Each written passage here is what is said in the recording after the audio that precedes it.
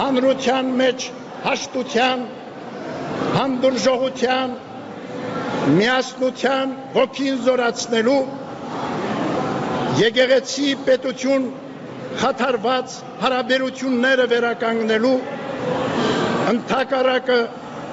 շարունակվում են հարձակումները մեր Սուրբ եկեղեցու դեմ։ Սուրբ Էջմիածնի հանդեպ ոտնձգության հերթական փորձը կատարվեց այսօր։ Ցավոք, նաև մեր որոշ եկեղեցականների միջոցով,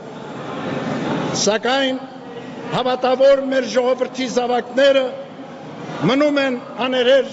եւ աներկյուղ։ Այս աղմուկը, որ բարձրացվում է եկեղեցում, երբեք չի կարող խաթարել մեր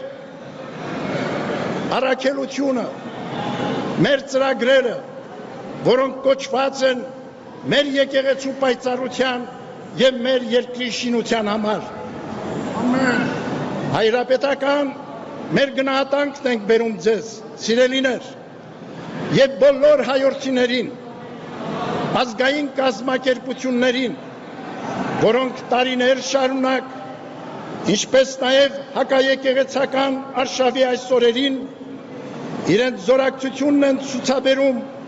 Մայրաթոր Սուրբ Էջմիածնին եւ մեր Սուրբ եկեղեցու ազգօգուտ առաքելությանը։